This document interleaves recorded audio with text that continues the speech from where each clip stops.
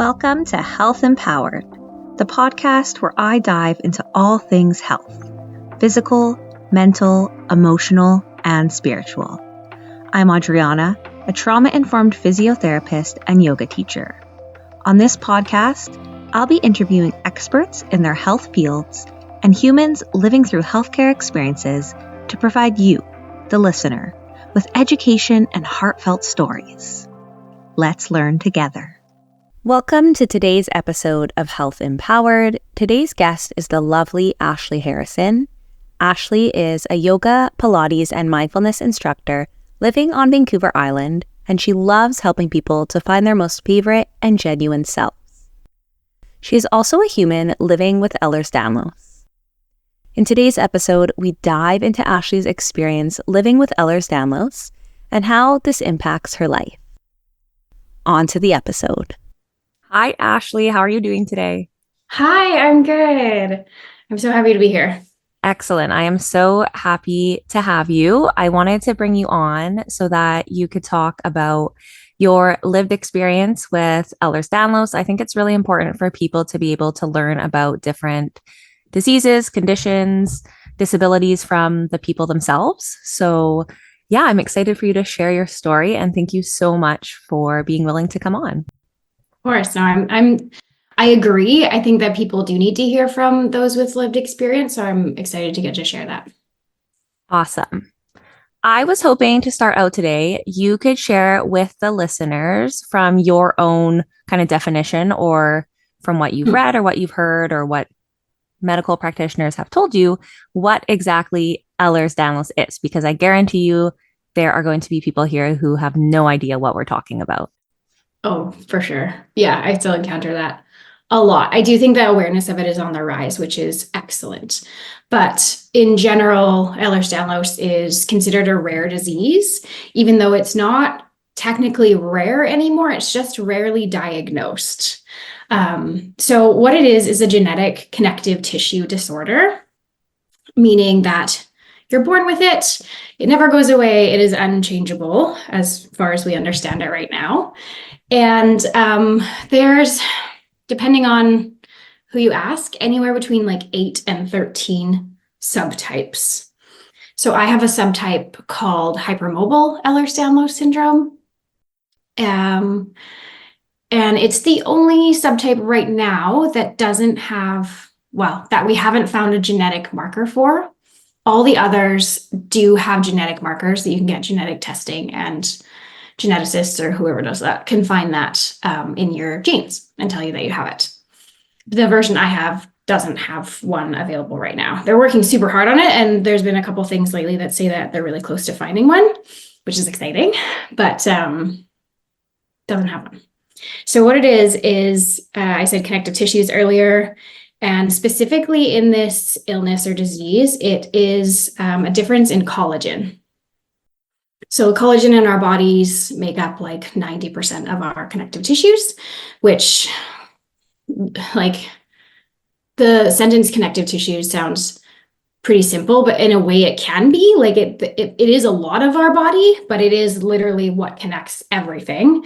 So it's in your eyeballs, to your guts, to your muscles, to your ligaments, to just like literally every system of your body. And the way I think about it is that the collagen in my body is defective in a way that, have you ever found like a really old crusty elastic band and you go to stretch it and it just kind of cracks and then never goes back to, like, there's no stretch left anymore? Yes, I have definitely experienced that. Yeah, I actually have a hoodie that has like wristbands like that because it's so old and so loved. Yeah, I'm like thinking of my old gymnastics outfits when I like find them and I haven't worn them in years. I'm like, oh yeah. Yeah, exactly. Yeah. So that's what it's like. And collagen is like an elasticity. It is like it's a stretchy sort of tissue. So I think about it like that, because for me, it helps to have a visual. So essentially, once that stretching of that tissue happens, it doesn't really go back.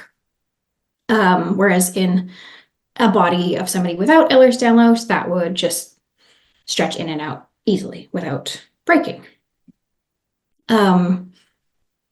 And so I was going somewhere with that. I forgot. All good. Thanks. Yeah.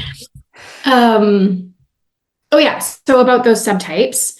So there's some like super dangerous ones that are like kind of volatile. So one recommendation that comes my way a lot and that I often give out with anybody who has sort of these symptoms that could be in the range of Ehlers Danlos is to get genetic testing, because there's some that are like just specifically in your veins and arteries, where your veins and arteries can just like rip open and then bad things happen. So it's very important to know what kind you have. Yeah, definitely. That's great. Thank you so much for sharing. I think that there's just so much to know about Ehlers Danlos. And like you said, I think that it is getting more recognized and people are learning a little bit more about it and hearing more about it. But there is still a lot of the general public and even healthcare practitioners who don't know Yeah. much about it. And so it's really nice to be able to hear more about it from your perspective. So thank Hmm. you. Thanks. Yeah, Yeah. and it comes with like this whole host of comorbidities, as they're called. So people who have Ehlers-Danlos often also have at least some degree of nervous system dysregulation that comes with dysautonomia or POTS. So problems regulating body temperature, blood pressure, all those things that are automatic within your body that can normally do themselves, like digestion. Those things can kind of come offline and put into manual mode a lot more. And then our mast cells, which are related to like our immune system and allergic reactions, live within our connective tissues. So there's often some dysfunction there. And neurodiversity is often really common with people with Ehlers-Danlos as well. And so for myself, I also have ADHD, and I have experienced symptoms of dysautonomia and mast cell activation disorder and the whole gamut. Yeah. So I'm wondering what happened kind of leading to your diagnosis. You're describing all these different comorbidities and kind of symptoms that you can have. So what was your experience like that made you think something's going on? I need to, see a doctor and get checked out.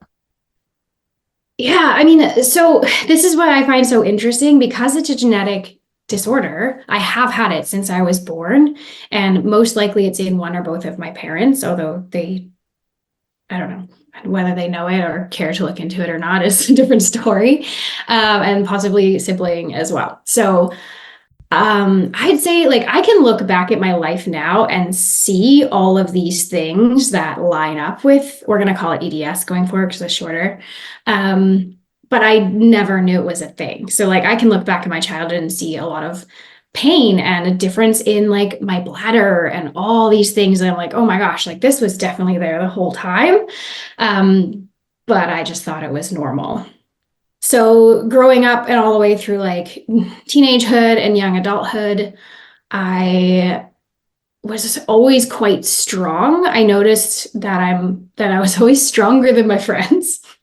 Even to this day, my friends tell me I have like a weird superhuman strength, which Amazing. is because my connective tissues don't work. So my muscles are doing the job to hold all my joints and bones in place. So I'm naturally a little stronger. But I was always strong. And like I fell in love with yoga when I was 15 and started a practice. And by the time I was in my early 20s, maybe even late teens, I was easily practicing like a vinyasa style yoga an hour a day most days, like maybe 4 or 5 times a week. And that got me and kept me really strong. As well, I can also see that I fell in love with yoga because I'm naturally quite flexible because of my EDS. So all these like poses and postures that people were like, "Oh, this is hard." I'm like, "What are you talking about? This is so easy.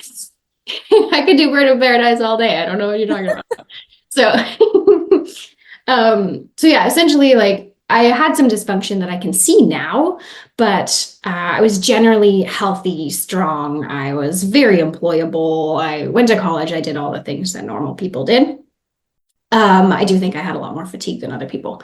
I just thought I was just sleepy naturally, but and then when I was about 25, I had a car accident. And it wasn't something that anybody would look at, the images of or on paper and say, wow, that was catastrophic. I walked away from it. It was just like the side of my car got hit from the side. literally went back to work that day. Wow. Yeah. I like my back was hurting and I tucked an ice pack into my bra strap. I went back to work, which is kind of what you do when you're 25 and you're Right. working 2 to 3 jobs and you're just trying to get on through. So I went back to work, and within like a week, pain was going up and or not getting better. So I went to go see a physio. At this point, still, I had no diagnosis. I didn't even know EDS was a thing. The physio I went to see said, you have quite a bit of inflammation in this area that's bothering you. It was like a T10 to T12 kind of area, very like important for stabilization.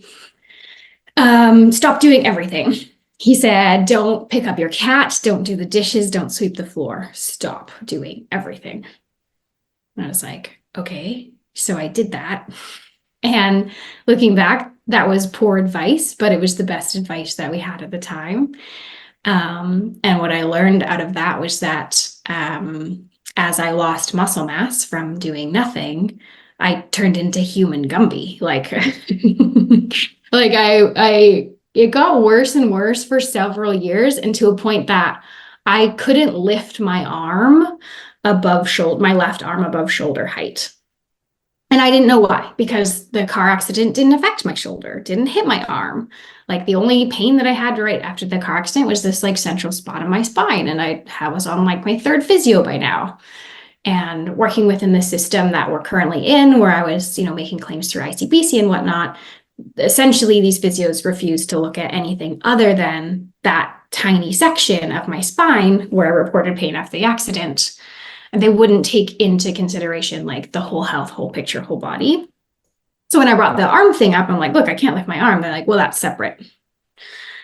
So after a few years of that, of getting progressively worse, pain getting higher, like literally was affecting every area of my life, from my relationships to my job to my sleep to everything. I decided to just get a different physio and pay for it out of pocket, because I felt as though I needed to be treated as a whole body. And my physio that I went to next, who's still my physio, and I credit her with like, she didn't necessarily like save my life. I wouldn't have died, but she saved my ability to live. Yeah, And like it your my quality life, of life. my quality of life. Yeah, exactly. She took into account the whole picture, and all she did was came behind me and put both hands around that area of my spine and held it and said, now lift your arm. And I lifted my arm all the way over my head. And she said, yeah, this area of your spine has gotten so weak, so unstable, that you can't lift your arm. So we did IMS in that area, which is like magic, and I was able to lift my arm again. I wasn't healed at that point, don't get me wrong. Like, we're still working on that area sometimes now. That was my big moment of like, okay, like I need to approach this differently. I need to go outside the confines of the system and make sure that I'm treating myself in the big picture as a whole body. So I worked with her. Well, I still work with her, but I kept working with her. We kept working on that area and anything else that came up. And around 2015, I should say a couple years before 2015, I started up like a decent yoga and Pilates practice again, because I had gotten into Pilates in my 20s as well, pre-car accident. And noticed like I'm getting stronger and things are getting a little better. And in 2015, I took my yoga teacher training, where I also learned a lot more about mobility and hypermobility. And it was a teacher training that was really guided towards making yoga physically accessible for everyone. So, every level of modification possible, chair yoga, like everything. Because the teacher had a disability, and she rehabbed her health through yoga and qigong and various other modalities. So I learned a lot then, and then I started looking into it. So by that point, I had a fibromyalgia diagnosis because my pain was so widespread, and kind of thought that's what that was, but it never quite sat right with me. And at that time too, during my yoga teacher training, we started doing on the recommendation of my physio, and I was still within the confines of my ICBC insurance claim. So I was still in a lawsuit situation with them. I was in that for almost 10 years. We started doing prolotherapy on my spine and ribs. Prolotherapy, for those who don't know, is an injection into the connective tissues or ligaments of a joint. And there's two options. Sometimes it's a sugar solution, sometimes it's a chemical solution. But the goal is to create inflammation in the area to essentially re-injure it and stiffen those tissues. At least that's how it was explained to me. Would you agree, Audriana? Yeah, that sounds right. Okay. So we started doing that, and I worked with somebody who that was their specialist. And what's supposed to happen is you get like a needle first that's just below the surface of numbing. And then they do these deeper needles, most of them under ultrasound, so that they can see, like, so they don't stab you in the ribs or in the lungs and stuff. Yeah. So they can see where they're going, because they're quite deep. Like each one can be as deep as like 2/3 of an epidural. Like it's a really serious situation and quite painful. So then you do all of those. So we had done my whole, but like every vertebrae in my spine, every rib, and like most of the, when I say every vertebrae, like most of the facet joints and stuff like that, 2 or 3 times fully. Like it was quite a lot. These sessions were long and super painful. And it wasn't until my last session that I brought up to that doctor to say, like, I don't, like, is this supposed to be this painful? Because I can feel everything you're doing and it's excruciating. And it wasn't until our last session that she's like, okay, like after we did the freezing and the needle, she's like, sit there until you feel the freezing kicked in. And it was after all the prolotherapy and 20 to 30 minutes later that the freezing kicked in. So I had gone through all of that essentially with no freezing effect. Wow. Yeah. I can't imagine. It was intense. And that was something that came up in my research as I started. I kind of like always looking into like, what's wrong with me on Dr. Google.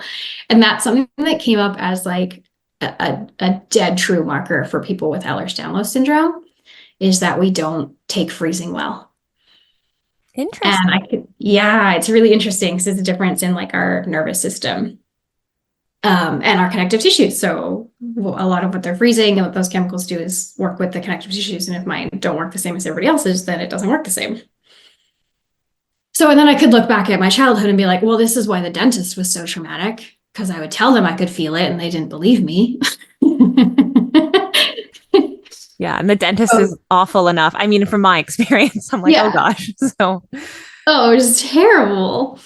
So that was like, okay, I think this is really what it might be. So that I was able to bring that to my doctor and say, I'd like to get checked out for this. Where do we go from here? And she sent me to a geneticist who we went through like all of the, like, do your joints bend this way? Things with, we went through the family questionnaire. We went through like everything. She looked at like a whole history, whole body situation. And then requested genetic testing, of which came back negative for all those markers that I talked about earlier. But she said, even if that does come back negative, like I feel confident that you have Ehlers Danlos or within that framework to qualify. And that was, when was that? That was probably 8 years-ish after my car accident. So it wasn't until my early 30s. 31, 32, probably around there, that I got that diagnosis. And because of the ICBC thing that I was going through, they also sent me to like multiple, physiatrists and all kinds of different people. One of which said, here's a fun little story, because they all send you through the same test. They're like, okay, bend your pinky, bend forward, blah, blah, blah, blah. But they don't tell you what they're testing. They just say a command and expect you to like do it and know what they want. So one of them said, bend forward, and I like from the hips. So I was standing and I bent forward. But like, I just went as far as I felt like it, not as far as I could possibly go. But because they didn't tell me, like, they didn't say go forward until you can't go any further. They just said like bend forward. So I went forward a little bit. And then that result came back like, oh, she doesn't have EDS because she couldn't bend forward far enough. Yeah, that shows the importance of being able to communicate, for sure. Yeah, communication is super important. Yeah. Yeah. And then another physiatry appointment, they made me do like a side bend and said like bend sideways as far as you can go. So like imagine like bending to the side and your hand sliding down the side of your thigh. And my hand went down past my knee. And I remember the physiatrist standing behind me watching this and he goes, whoa. And I was like, okay, yeah. Yeah. Now we're on the right page here. Yeah. Yeah, so that was my EDS diagnosis. So from there, it just really changed the way I looked at things, and I got to do a lot more research into like what comes with this, what other symptoms am I experiencing that could be attached to this, and that's how I learned more about like mast cell activation syndrome and dysautonomia and like all this range of stuff. Yeah, that's so wild to me that it's like a genetic thing that you could have potentially had your whole life, but it took so long to be able to be diagnosed. And Yeah, unfortunately, I think that's so many people's lived experiences. I We agree. just, yeah, there's just so many things that I think it's really hard as healthcare providers. People are trying their best. Of course, there's a lot of systems in place that make it hard for things to be diagnosed. And, I won't even really touch on all of that because I think that's a whole other podcast episode. Agreed. Yeah. What was your feeling or like emotions that came up when you did get diagnosed? Ooh, yeah. It was something I had already expected for myself, or I had anticipated was true. So I didn't get that like shock of like, oh, you have this thing. Like, what do you mean I have this thing? I already expected it to be a positive diagnosis. But it's really interesting because like we're kind of in this era right now of people self-diagnosing a lot. Like we Yeah. hear about like, oh, I got diagnosed from TikTok. Like that's a thing. And it's because, in my opinion, I do think there are people who have studied these illnesses and should be in charge of properly diagnosing them. At the same time, I also think that we are holding knowledge behind paywalls inside a system of hierarchy based on knowledge being a part of power. And that when we have a self-diagnosis or we feel confident that something is true about us, and this is my experience for sure, we don't feel, or I didn't feel, as though that was validated until somebody who has paid for an education agreed with me. I can definitely see that for Yeah. sure. I think there are parts of that I 100% agree with. It is really hard to be diagnosed with things. And I think that should 100% be more accessible to people. Yeah, Not even necessarily saying I agree with what I'm about to say, but to play devil's advocate, I for think sure. the one reason why that is important is because then you have, Joe Blow on TikTok without a degree, without Oh, any yeah. education, diagnosing people, which can also be a problem. So it's a Oh, really yeah. complicated system to be able to give people the accessibility which is needed so that people can get these diagnoses earlier. Yeah. I So super it's agree with you. yeah. And what I'm trying to speak to here is the emotion, how I felt, as your question said. And for me, Yes. it was validated. It was like, okay, number one, I'm not crazy. I am bendier than other people. I Yeah. am having all these symptoms and issues. There is a root cause or root meaning to them. So that was super validating. And it also felt as though it gave me a path forward. It gave me an understanding of myself that, would lend and does lend to how I make every decision going forward. It made me feel as though, okay, the fact that I have to cross my fingers so that my joints are supported just to push the handle to flush the toilet. Because one finger will, if I just use one finger, it'll bend too far and like partially dislocate, is like so much more mental load and mental labor than a lot of people have to deal with. Yeah, absolutely. And I think that's a big part of disability and disease that people don't think about is that mental Yeah. load, that mental Yeah. labor. Yeah. That And people that on its own is emotionally exhausting. Mhm. Yeah, I can't imagine. Yeah. Yeah. So it gave me so much, like validation. Yeah. It gave me so much information to go forward with. It gave me the language and tools that I need to be able to communicate to other healthcare practitioners what I need. why it might be different from the general public, why we need to approach things a little bit differently for me and my body. So it gave me those tools and that ability to stand up for myself and say, like, if I'm in an RMT appointment and I've never met this RMT before, I can say, I have Ehlers Danlos. Please don't move any of my body for me.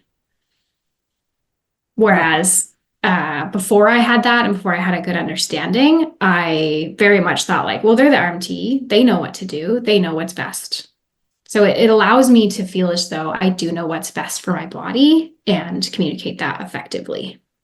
Yeah, that's lovely. And I imagine so empowering to be able to. Totally empowering. Yeah. Do that for yourself. It also brought with it a ton of grief. A ton of grief and a decent amount of anger. Because it was an excruciating, frustrating 8 years to get to that point of seeing multiple doctors, specialists, none of them picking up on, that it could be EDS. None of them putting together all these symptoms and all these issues to be like, the saying now in like the EDS community and that we're trying to get doctors to take on board is like multiple issues, think connective tissues. Ooh, I like that. Yeah. So it's to help doctors and specialists go like, oh, wait, there's multiple issues here. We're dealing with blood pressure. We're dealing with joints. We're dealing with, gut problems. Maybe it's connective tissues. So that's sort of like the little saying in the EDS world that is trying to be helpful. But so much anger, so much frustration from being within a system that keeps looking at me as parts and not a whole. Yeah. Yeah, that's definitely an issue, I think, in our healthcare system with the way that different billing works and things like that. Once again, that's like a whole other podcast episode. Really quickly, I just want to touch on the types of practices or the types of things that you now do in your daily life that you find really helpful for your Ehlers Danlos. And you did mention that you have ADHD too. Mm-hmm. So maybe briefly even touching on how that impacts your ability to do these daily practices, if it does impact your ability. Oh, a ton. So yeah, if you could really briefly just share that for the community, maybe someone else listening, if they do have Ehlers Danlos, they might be able to pick up on something that will be helpful for them. Yeah, so I got my ADHD diagnosis last year. And since then, I've been trying meds. And I found some that are half decently successful for me. And that's been really impactful, actually. It's been really impactful on my pain because I wouldn't say it's taken my pain down, but it's reduced my brain's ability to constantly focus on my pain. So that's been huge. If you think you might have ADHD and you think you might have EDS, like look into those meds. It could be helpful. It's given me a lot of life back. With that, like a lot of mindfulness practice stuff comes to mind. So I know it's so cliche, like everybody, it doesn't matter what sort of issue you have going on, somebody in your life, if you have a disability or chronic illness, is going to say, have you tried yoga? But have you tried yoga?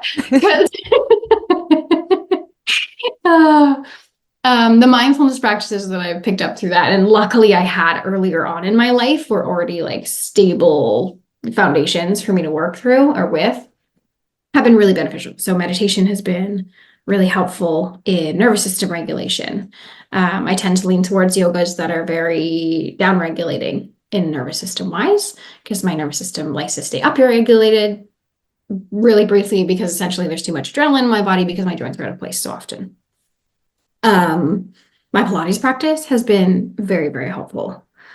The kind of like functional movement and strength that I've learned and built from a Pilates practice is like the best. And I think, Audriana, like as a physio, you probably end up using a lot of things that are within the realm of Pilates when you're with clients. I know that before I even knew Pilates, really, I was being given Pilates exercises for my physios. Yeah. Yeah. Oh gosh. For me, finding as many ways as possible to reduce inflammation has been helpful. Through my diet, through my stress load, through environmental things like like taking, chemicals out of my beauty products. I don't really use any beauty products out of my shampoos, cleaners, like all that kind of stuff. Like it's really a big picture, whole thing that I look at as just, it actually relates a lot to like an Ayurvedic or yogic principle of like, in the West, we'd say you are what you eat. And our Ayurveda says that, but about everything, whether it's coming in through your eyes, it's what you're watching, it's what you're breathing, it's what you're eating, it's what you're putting on your skin. Like it's that sort of approach of like everything I get in contact with does affect me. So how do I optimize that? Which is like big and complicated. There's no like easy answer there. Mm-hmm. And then spiritually, what's been really important for me is aligning my actions with my beliefs. So in terms of like, we could look at that as integrity is one factor. And when that came to certain actions, like around my diet, for me, that means a plant-based or vegan diet. And that's been a big change, I think, not only in inflammation, but just in the fact that like I feel emotionally, spiritually good about what I choose to participate in financially and what I consume edibly. And that's been big. Like I'd say if you have EDS and you're trying to struggle through it, obviously like look to all your medical practitioners, keep doing that, but look for the little things in your life that maybe don't align fully with your beliefs and see if you can adjust those, because I think for me, at least, that moved me in the direction of better health. And that put me in a place where I felt like every choice was conscious and mindful. And yeah, I'm not sure how to explain it. It's just spiritually felt better. Like, does that make sense? It does. And I think those are all wonderful practices. And I'm so happy that you've been able to find things in your life that have helped you with Thanks. your diagnosis. Yeah, that's excellent. Yeah. I'm going to wrap up here. So I have one more question for you before we go, and then I'll let you share with the listeners how they can find you, because I know you're here to talk about your experience, but you also are a mindfulness practitioner, yoga instructor, Pilates instructor. So just in case people want to find you. Really quickly, I like to ask this question to everyone. What does empowered health mean to you? Yeah, I think we touched on that a little bit earlier. And I think what empowered health means to me is that understanding and acceptance that I know what's best for my body. I am in control of my body and I know what is best for me. That doesn't mean that I don't take advice from people with a lot more education than me or medical practitioners. It just means that I get a choice. And that is what it's about. When I went through all that like ICBC stuff, there's a lot of trauma there left for me, because in a lot of those medical situations, I didn't have a choice. I didn't have a choice to see that doctor. I didn't have a choice what they tested for. I just didn't have one. And that felt awful. Yeah. That was not empowered health. Yeah, I felt completely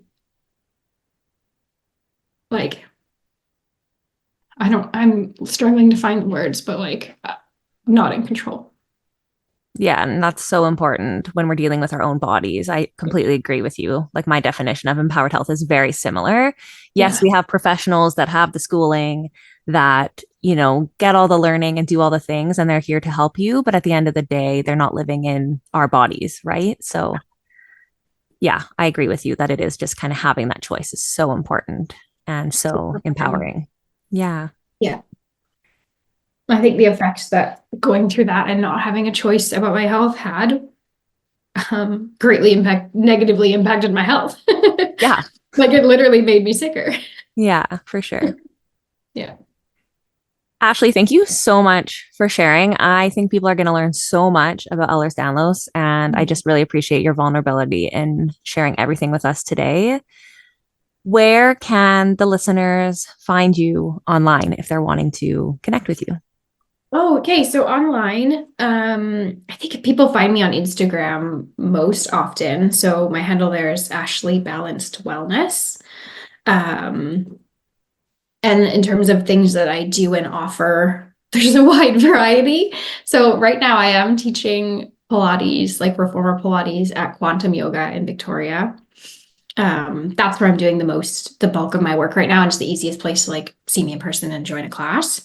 But I do work with people privately and one-on-one as well. So all that's on my website, which you can find through Instagram, or my website is ashleyBalancedWellness.com. So same thing. And I'm hoping to have some stuff coming up this summer as well. I'm currently finishing a forest bathing course. So learning more about nature therapy and forest bathing, and I really hope to lead people through that when that time comes. Yeah. Excellent. And I'll put that in the show notes too, so that people can easily find it. Yeah. Nice. Thank you so much. Once again, I loved having you on. And yeah, thanks for sharing your story. Yeah, thanks for having me. I feel like we just scratched the surface. For sure. Yeah. But that's what you get in these little podcasts. So yeah. And just for the sake of anybody listening, if you feel like you have EDS, you have more questions, like know that you don't have to pay to talk to me. If you just want to reach out and be like, how does how does it work for you having EDS? Like, I'm super happy to talk about it all the time. I'm super passionate about sharing my experience and making sure that other people get the help and diagnosis that they might need. That's awesome. Thanks so much, Ashley. Yeah. Thank you. All right. Bye. Okay. Have a good one. Bye. Thank you so much for listening to this episode of Health Empowered. To support the show, please rate, review, share, and subscribe. And if you're looking for support on your health journey, visit my website, empoweredmovement.ca. Have a great day and stay empowered on your health journey.